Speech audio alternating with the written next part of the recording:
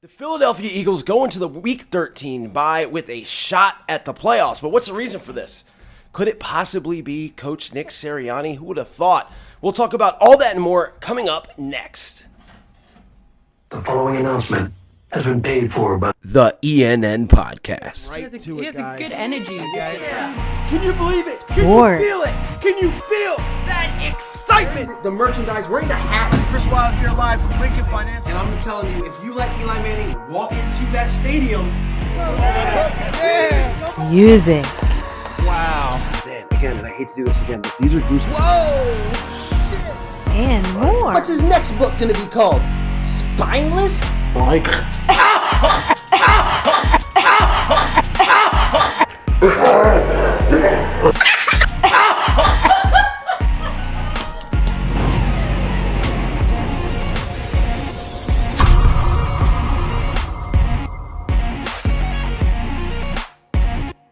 Team win.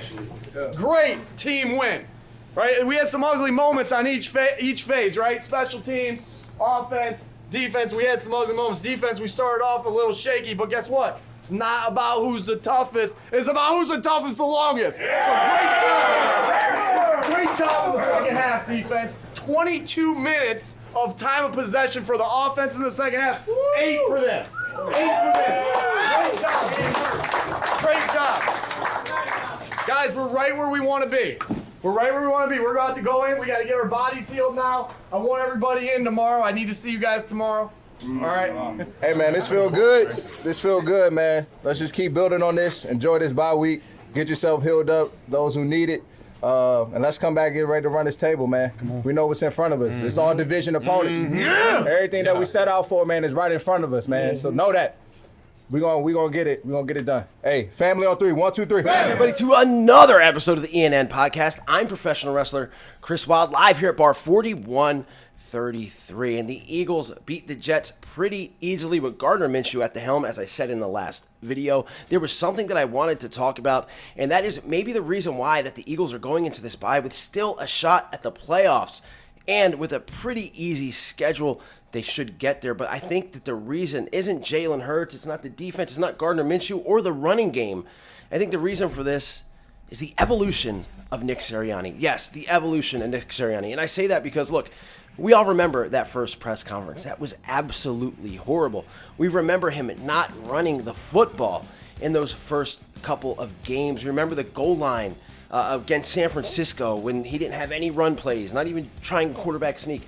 I mean, game plan was bad. The offense was shit. We remember this.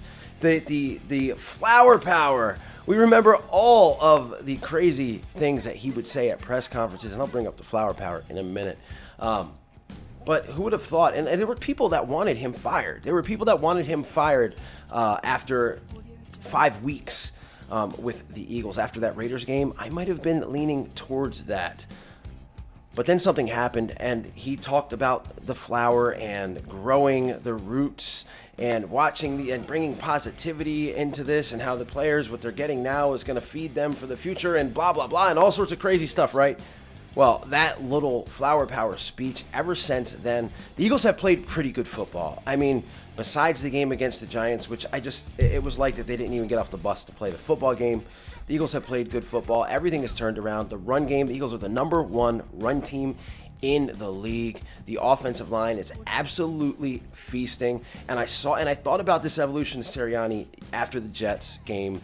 Just in the press conference, the way he looked, the way he sounded, it was just different. It was like a guy that was now a head coach. He went from, we saw those press conferences earlier in the year where he just sounded like a coordinator, to now a guy that is actually fitting into a head coaching role. And you look around at the other rookie head coaches, and he went up against one in Robert Saleh. He looked like so much better of a coach than Saleh in that game. And I know Saleh's got the Jets and not much to work with. But you're looking at Nick Sirianni against guys like the Lions head coach Dan Campbell, and the Lions they're horrible, had their first win the other day. Yay. But, I mean, you know, people would have took those guys over Sirianni. Brandon Staley might be the only better rookie head coach than Nick Sirianni, and Nick Sirianni's team almost beat the Chargers at home. It was a last-second field goal that beat the Eagles, and I'm looking at this and I'm going, how did we get here?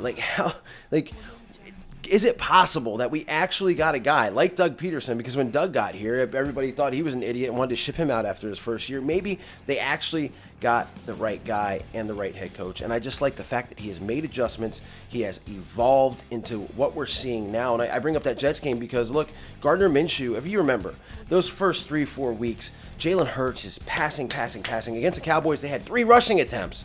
That's it, all game from a running back.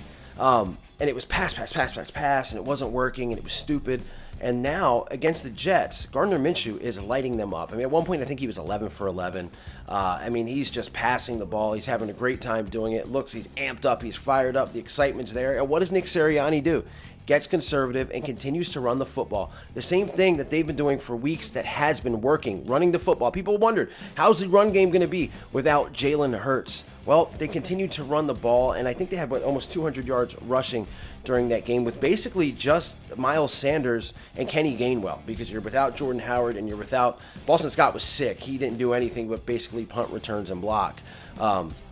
You're without Jordan Howard, and again, of course, without Jalen Hurts, and they just didn't miss a beat running the football. He had every opportunity in the world to go completely off the rails and pass the ball like crazy against this Jets team, and he didn't. To me, that is evolution. I'm not blowing smoke up Nick Sirianni's ass or trying to make everybody feel better about Nick Sirianni. The facts are the facts, and it's just something I noticed, and I wonder if anybody else noticed that as well. A guy that was a meme and a joke is looking like a pretty damn good head coach. I mean, I'm not even going to talk about all the different. He's had 4 or 5 offensive line variations. You lose Brandon Brooks, you lose Jack Driscoll, you lose Lane Johnson for he was gone 3 games. That's a major piece. Jason Kelsey's been hurt in and out of the lineup. You got Herbig in there throwing the balls over guys' heads, and he's still keeping it together and making this team competitive.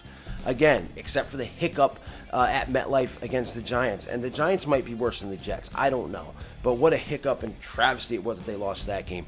But other than that, I mean, you got to give the guy his props. He's doing with what he has. I mean, we're talking about Jalen Reagor is still on the field, and the only reason why I think Jalen Reagor's on the field is because of the management and Howie Roseman, and of course the ownership and Jeffrey Lurie. I mean, this is a first-round pick. They want to try to make work, and it's just not. But he doesn't have much to work with offensively, man, and he's trying to get it done. He's calling good games, and again, he's evolving. Just take a look. From the first press conference to the last press conference, the eye test is everything. Does that mean the Eagles are going to the playoffs or go to the playoffs? I don't know.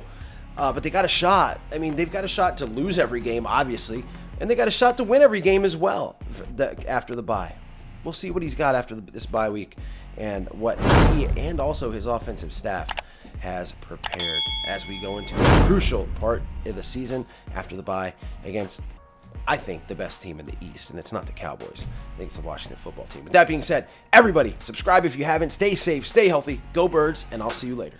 E-A-G-L-E-S, Eagles! E-A-G-L-E-S, Eagles! I need Eagle Nation to stand.